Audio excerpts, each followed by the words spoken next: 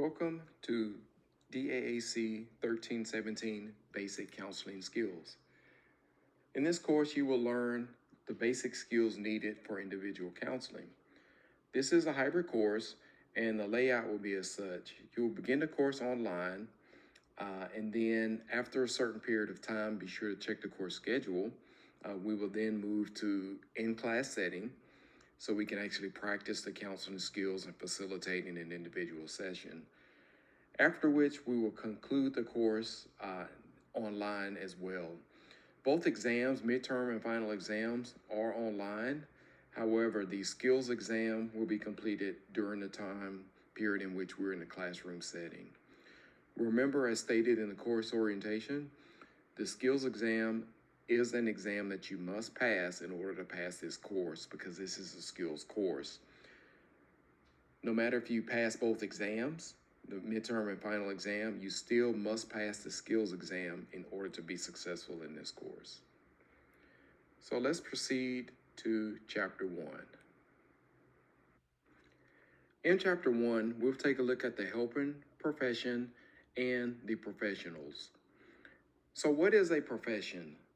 A profession is a vocation and or a practice requiring knowledge of a department or a science. It's a vocation requiring a specific knowledge of a department or a specific science. In this case, we're talking about is the science of counseling. A professional helper is one who performs those duties. So a professional helper is a part of the profession.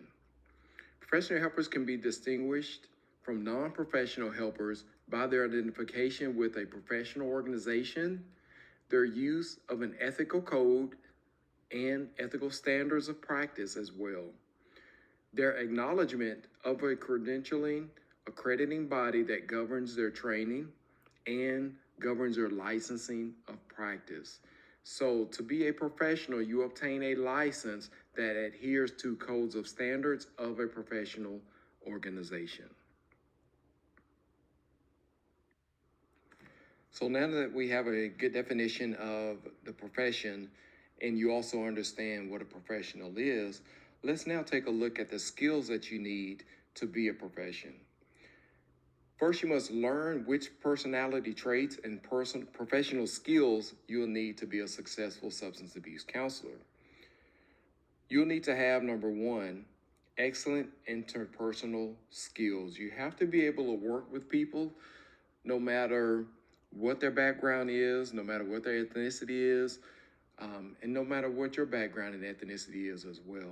You have to have excellent interpersonal skills and the ability to work with anyone and everyone, no matter how their appearance may be, no matter what body odors they may have. You have to have interpersonal skills to overcome those things in order to work with other people. Number two, critical thinking abilities. You have to be able to think outside of only what the person is telling you. Critical thinking is thinking above and beyond, not just taking the perspective in which the person is talking from or dealing with, but also incorporating the worldview, the regional view of your community, and the state's view or the national view. And you have to be able to take all of those different things and incorporate them into what that person is saying. So critically thinking and solving through processes. You also need the skill of having high tolerance for stress. You have to be able to deal with stressful situations. Guys, not only are the clients stressful, but the information that they're telling you some of their deepest, darkest secrets that they dealt with in their life, and it can be extremely, extremely stressful on you. It can be stressful on the client, and then if you take that home, it's going to be stressful on your family as well. So you have to have a high tolerance of stress or for stress, and or the ability to deal with stress. Integrity. You have to have the skill of integrity. You have to be an integral person. You have to be able to uphold people with a high regard no matter what's going on, and they have to trust you, and you have to be able to have confidentiality and illustrate confidentiality, not going out and talking and telling someone else's business, having integrity by keeping the appropriate records in their files, So integrity is a skill that you will need as well. Good communication skills. This is lacking in many, many, many counselors and in many helping professionals.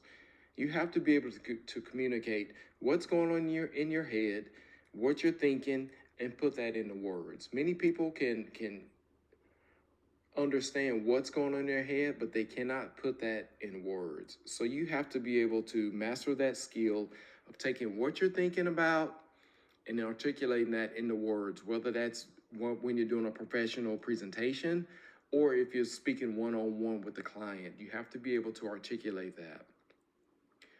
Adaptability, guys, we always have our plans laid out of what we want to talk about and what we want to address with our clients. However, when the client comes in and they're dealing with a crisis at that moment, you have to be able to adapt to that moment and that situation at hand to deal with that.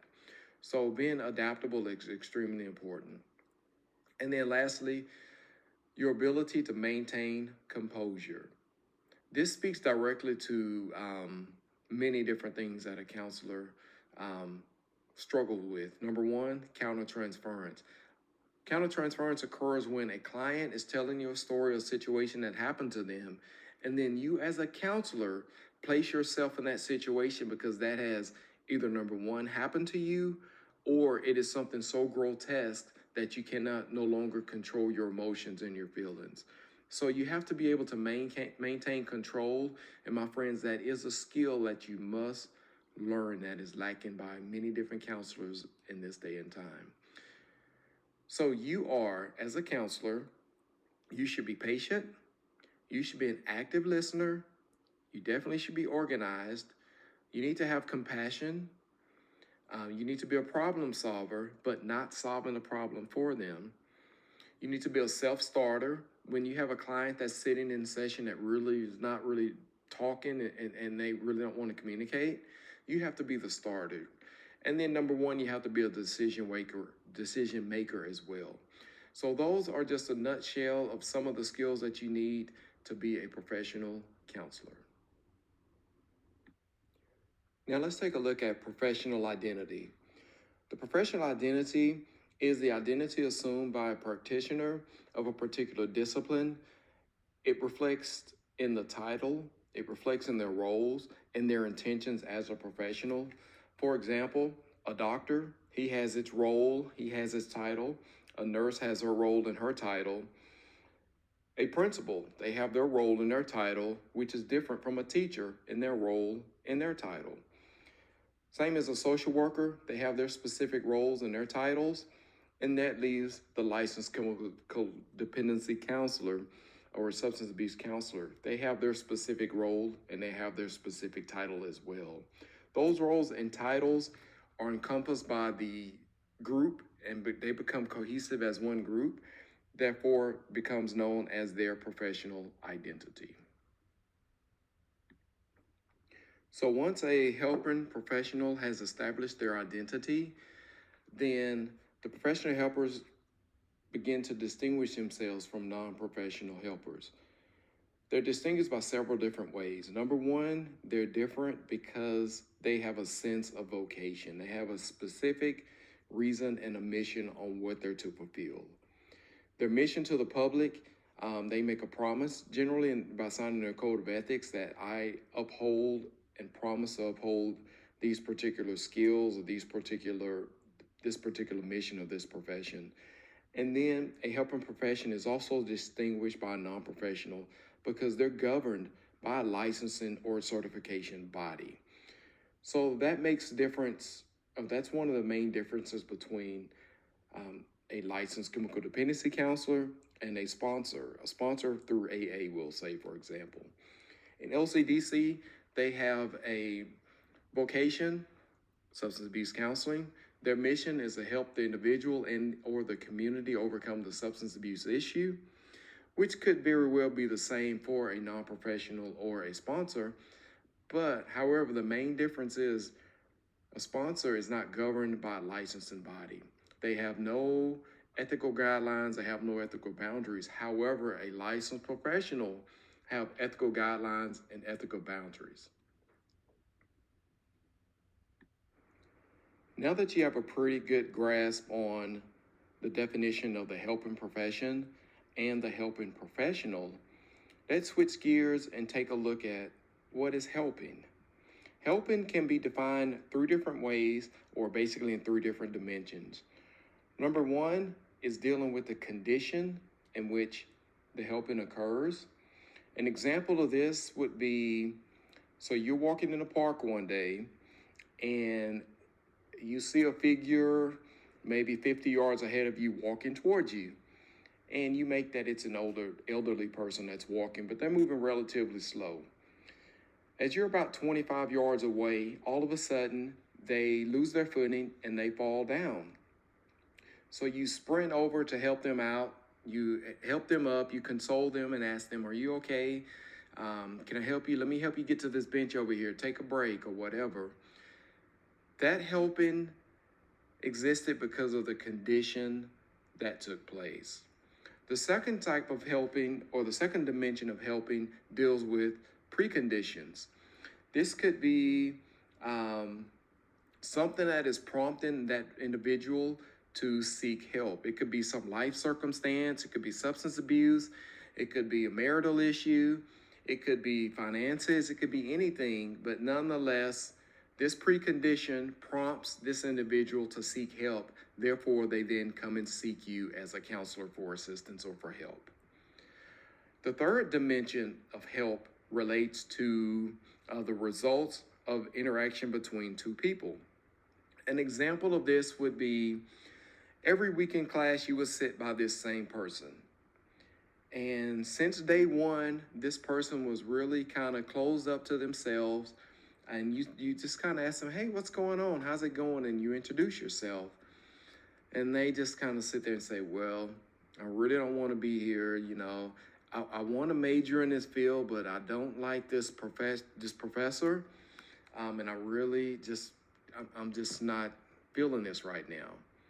So nonetheless, every week you sit by this student, and each week they're just looking forward to talking to you and telling you, "Hey, I'm doing a little bit better. Thanks for hanging out. Thanks for listening to me, man. You've just been helping me out." Well, at the end of the semester, all of a sudden, this person walks up to you and gives you a gift card and say, "Man, thank you for helping me out." And you're like, "Helping you for what? What did I do?" And they said, "Well, you were just an ear throughout the year, and I really appreciate that. You really helped me make it through this semester." So that's the third dimension of helping. So three dimensions of helping: the condition could be triggered by a precondition, and it could be the result of just interaction with a person. So now that you have an idea about what helping is, let's now take a look at some of the conditions that must be present in order for helping to take place.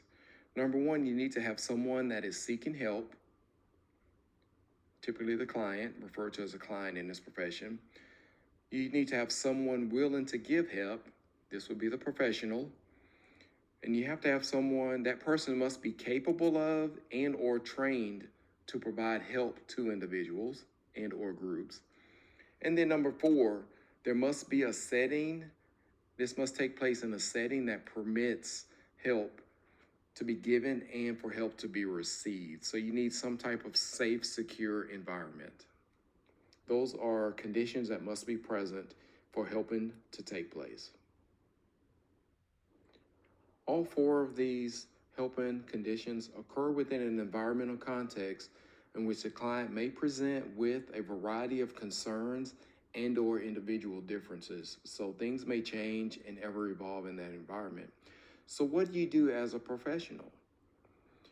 Basically, in a nutshell, counseling is considered or defined as helping the clients identify and explore life concerns and or issues. That is what you do as a counselor. You help that client identify and explore concerns or issues that are taking place in their lives and hopefully resolve or come up with some type of solution. Totally different from therapy. A therapist can sit there and tell the client, "This is what I'm going to do for you." But a counselor, LCDCs, social workers, Licensed professional counselors, LPCs, they do not have that luxury. They have to help the client identify those concerns. Even if you, as a counselor, know the answers, you still provide that client with an environment for them to explore and learn those answers for themselves. So, how do you help a client identify and explore those concerns and those issues? You do this three different ways. Number one, counselors will help clients identify and pursue expectations, their wishes, and their goals. So, again, you as a professional will help that client identify their expectations of counseling, their wishes in counseling, or their reasons for coming to counseling, and then what are their goals. These are not imposed on the client by the counselor. These are the client's goals coming towards a counselor. Number two, they help clients identify, assess, and implement strategies for change. So a person comes to you dealing with substance abuse, you will help them identify what that issue is. You will conduct some type of assessment on that individual to see what stage of change they're in. And then you will help them work on implementing some type of strategy that's going to help them change their lives. And then number three, counselors also help clients identify a self-directed plan for change in the client's own environment. So you will help them at that time develop a plan. So we talk about this in the counseling sessions, but this is what you need to do, or this is what can you do when you're at home throughout the week in between sessions. So you help them identify some type of plan that can help them, when they're in their own environment, deal with those situations. So let's now take a look at some of the settings in which professional helpers are embedded to help individuals that may need help. Number one, schools and colleges. There are professionals, helping professionals in the fields that are available at schools and at colleges. At the K through 12 levels, you call these guidance counselors or school counselors. And then at colleges, there's typically a counseling agency or facility on campus that can assist students if they have issues or concerns. The second setting is community settings. These are agencies that provide counseling services to individuals. This could be the local counseling agency. It could be an individual private practice setting, but these are community settings that are set up and designated to provide assistance and help to individuals seeking help. Religious settings, these can be faith-based counselors at the local church or community. Sometimes clients want spiritual individuals, and so they will seek those out in a religious setting, aka known as a faith-based counselor. Employee assistance programs are provided in industrial employment settings. These are counselors embedded within an agency or on call for an agency to assist an individual that may work for a particular company. For instance, if you have a supervisor at Eastman Kodak that they may pay, upwards of $200,000 a year to oversee a specific little group at the company, all of a sudden the supervisor has a drinking problem. The agency cannot afford to relieve that person of their job and fire them on the spot because they have so much invested in them. Therefore, they will call a employee assistance counselor to come out and work with that individual, either on work time or during their lunchtime or even off business hours, to provide them some type of assistance. And then another setting is in healthcare or rehabilitation settings. These are those that may be embedded in hospitals and or specific agencies that are dealing with suicidal clients, that the healthcare system provides those type of individuals assistance. So those are your 5 settings in which helping professions and helping takes place. Now that you have a pretty good idea about the helping profession and the environment in which helping takes place, let's take a look at you, the helper yourself. What quality or qualities should you possess? The main quality is virtue. In order to help people, guys, you have to just be a good person. Uh, a mean person can't possibly be a really good helper. They're mean. So you just by virtue, you need to be a virtuous person. You just have to have a goodness within you and have a heart for love and giving. Virtue addresses the character traits of the individual helper, and it asks you the question. Virtue asks you the question, what kind of person are you? When you're alone, when you're away from everyone, or when you're around people and you see one or two different people that are a little bit different than you or behave a little bit different than you, they may wear their pants a little bit lower than you. They may have a lot more tattoos on you than you. They may have a nose ring. Um, they may curse. Virtue speaks to what kind of person are you when you see that type of person. Aristotle spoke about virtue as a way of being in the world or a basic disposition towards the world. What is your basic disposition? Are you the type of person that people in your family like to be around, or do they prefer to be away from you? Are you a loner and reclusive, or are you kind of outgoing um, and interactive with those around you? One of the greatest ways to speak to your virtue or define your virtue or to basically see the type of person you are is not when you meet new people. Because, of course, we're all going to be kind and nice. When I see you guys the first day of class, I'm going to be kind and nice. When you see me, you're going to be kind and nice and good. But how are you around your family? How do you respond to your spouse or significant other? How do you respond to your children? How do you respond to your parents when they're getting on your last nerve? Are you a good person? Are you not a good person?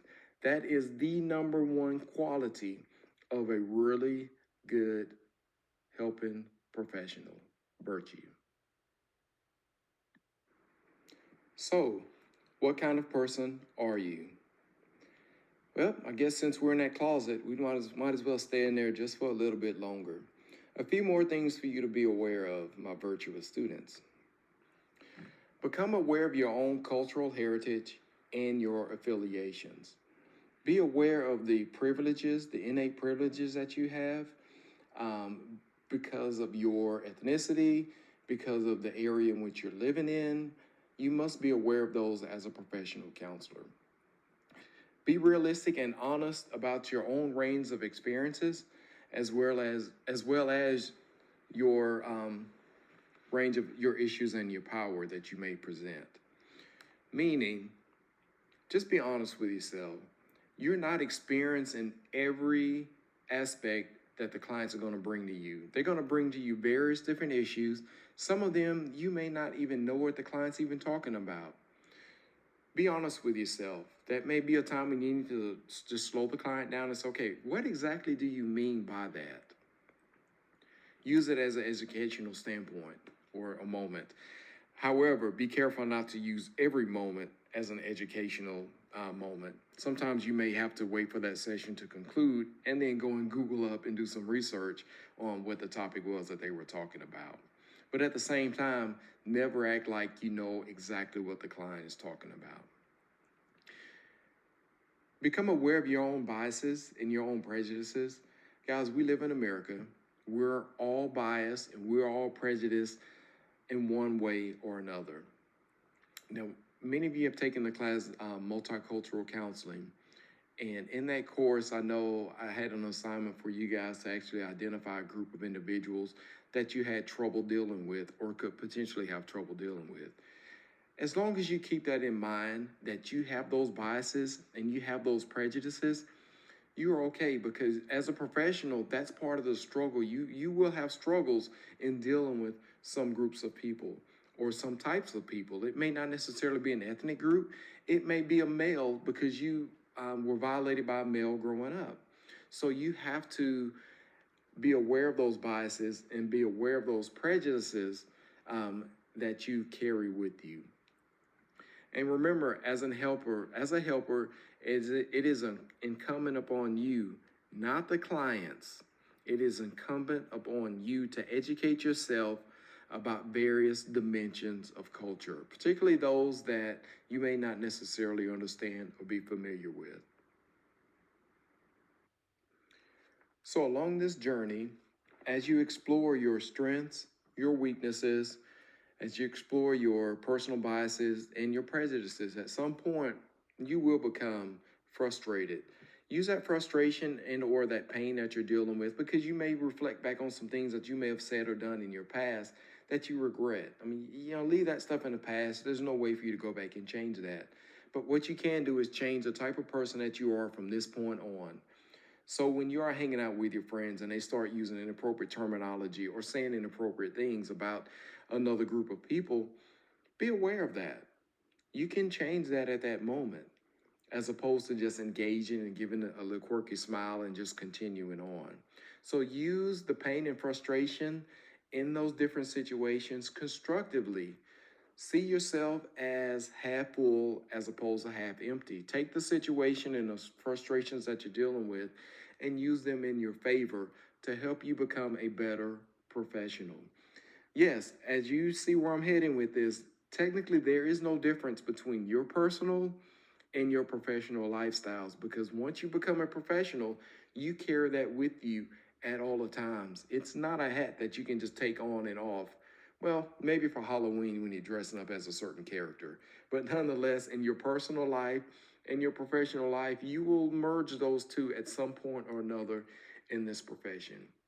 So therefore, as you're struggling with various things, as you're struggling with what the client is saying, as you're struggling with your own personal biases, make your decisions based on your strengths of character. Make your decisions based on the virtue that we talked about. What kind of person are you?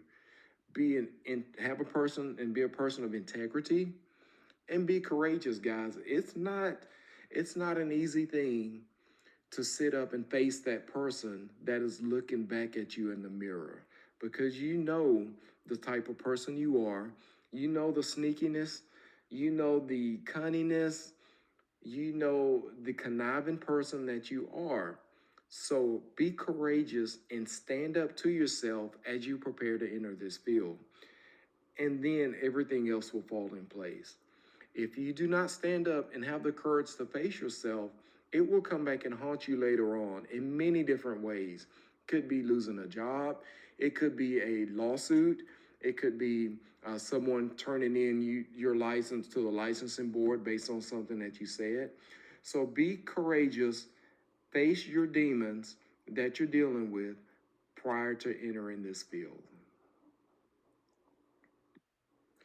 Okay, so now that I'm off my soapbox, let's refocus here and let's get back on the helping profession. In order for you to be a professional, um, you must perform some type of training and get some type of credentials in order to reach that particular status. From my understanding, it appears that many of you in here are either seeking to become an LCDC, licensed clinical dependency counselor. Some of you may continue on and become a LMSW, a licensed master social worker, or an LSW, a licensed social worker. And some of you may continue on and obtain your LPC, become a licensed professional counselor. Nonetheless, each of those professions and all professionals, there are trainings and credentialing that must take place. Number one, you must graduate from an accredited program. You guys are in Tyler Junior College Addiction Counseling right now. This is an accredited program. Once you graduate, you obtain some type of certification or degree. Of course, you'll receive a degree. Hopefully, you guys will also apply for the certificate because it's also a certificate for this program with no additional cost and no additional classes to take. When you graduate with the associate's degree, you automatically qualify for a certificate. So be sure to fill out that when you get your application. Also, talking about certification, once you're done with your education, you then apply to be a counselor intern. This is a certified counselor intern. So you can, this tells the state that you're on the steps or on the process of obtaining your license. Once you complete the certification process as a counselor intern, which takes 5 years, up to 5 years, to take the licensing exam and to complete a 4,000-hour internship. Now, all this is done after you're done with me at Tyler Junior College. So Again, you have 5 years to take the licensing exam and to complete 4,000 hours. Now, if you decide not to take that route and to go ahead and obtain a bachelor's degree or a master's degree, then you're no longer going to have the 4,000 hour internship. With the bachelor's degree, the state will cut that down to 2,000 hours. And with the master's degree, they'll completely waive that internship, and all you have to do is take your licensing exam. So, I hope I didn't confuse you guys. If so, I will talk about this in class when we're face to face. So you complete your education with me at Tyler Junior College. You complete the counselor internship, the 5 years. You take your licensing exam. Once you're done with that, you complete the 4,000 hours if you went the associate's route internship, then you obtain your license. So it's a rather lengthy process. You have the 2 years with me. When you become a counselor intern, you're working for the 4,000 hours will take roughly 2 to 2.5 years if you're working full time. But needless to say, you are paid, you are licensed or certified counselor intern at that time. Once you complete those 4,000 hours, you then obtain your license to be an LCDC. Okay, so I hope that last slide didn't really confuse all of you guys, but nonetheless, let's push on through. This is our final slide for this week's lecture. Certification versus licensure. Certification. So I offer the certificate in addiction counseling, and also offer the associate's degree in addiction counseling. The certificate, basically, if you stop with a certificate, it's not a licensure. Certification is established throughout independent, non-legislative organizations. So like the colleges, we can create a certification, and there are other individuals out there in organizations that can create certificates as well that help regulate the use of a particular title. So if a person has a certificate, they cannot call themselves a licensed chemical dependency counselor. They can call themselves something like a certified chemical dependency counselor or a certified substance abuse counselor, but a licensure is established through legislature. They've met the required credentialing and the required trainings in order to be called and receive a license and practice that as a professional. So there's a difference in certification and a difference in licensure.